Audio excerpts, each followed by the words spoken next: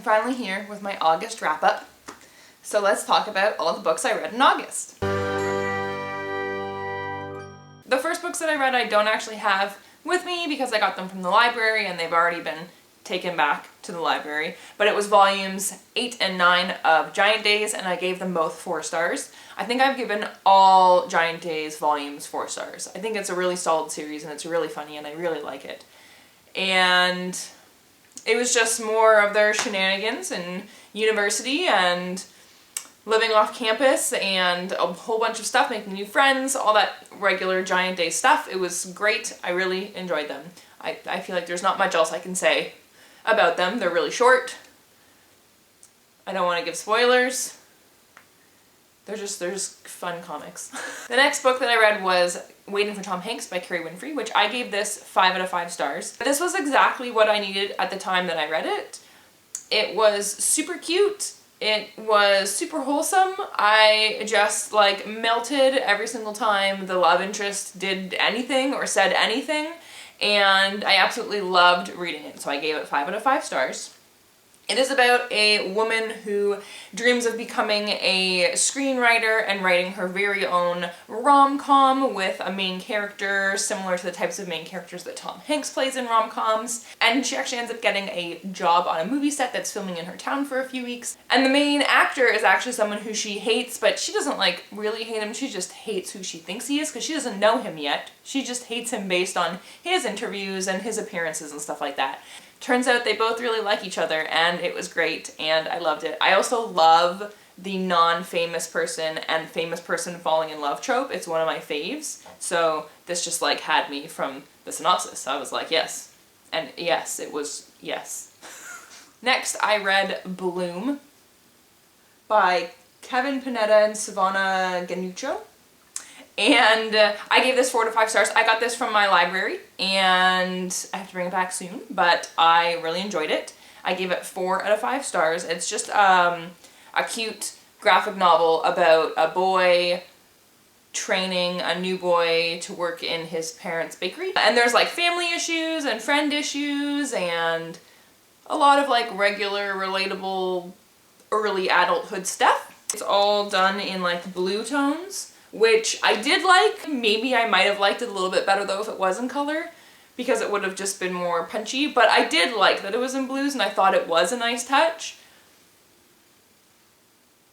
So I guess I'm like, I have mixed feelings about the blue, but it was really good. I really liked this.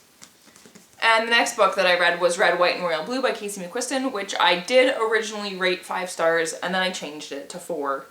It could be like a 4.5, but I feel like when I first rated it and while I was reading it, I just felt like I was supposed to love it. And there were parts of it that I loved. There were aspects and scenes and lines that I did love, but as a whole, I think I just really liked it. And I just wanted to love it, and I felt bad not loving it, so I gave it 5 stars. But then I changed it. But I did really like it, and I do think it's hyped for a reason. It is a really good book. I thought it was really well done. And this is about the president's son and a prince of England who hate each other at the beginning of the book, and then they fall in love, and it's pretty fabulous.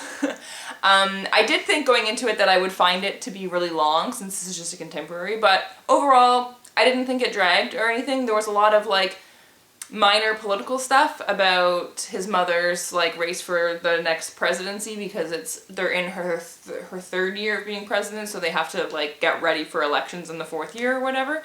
And there's some drama in there which was interesting. I felt like throughout certain parts of it though that there were some things that didn't need to be there or didn't need to go back and forth as often as they did. But other than that, I really liked it. I just wasn't in love with it, but I did really like it. And there were aspects of it that I loved. So 4.5 stars. And then I started reading Asking for Trouble by Elizabeth Young, but I didn't get very far at all. I got to page 22, and I decided to not read it anymore. Normally, I give a book more of a chance than 22 pages. If I'm not enjoying a book, I'll give it usually about 80 to 100 pages, and then if I'm still not enjoying it, I'll stop.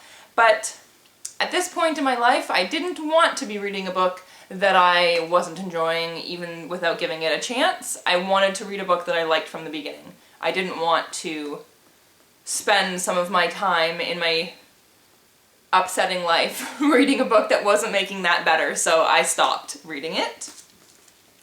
And I picked up This Is a Love Story by Jessica Thompson, and I really liked this one, and I gave it 4 out of 5 stars.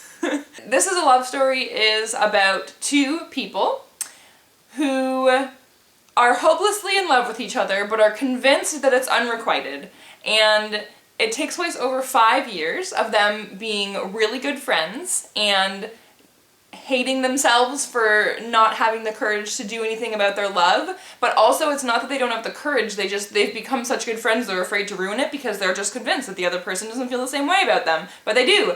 And so it was like irritating but in a good way because it was supposed to be, and it was funny and it was cute. I did find it to be a little long. I didn't think it needed to be this long. I feel like especially towards the end it seemed to just like drag and take forever for things to happen, but overall I did really like it. I thought it was really cute. So those are the books that I read in August, and overall it was pretty successful and I enjoyed all of them except for the one, but I didn't finish it, so whatever.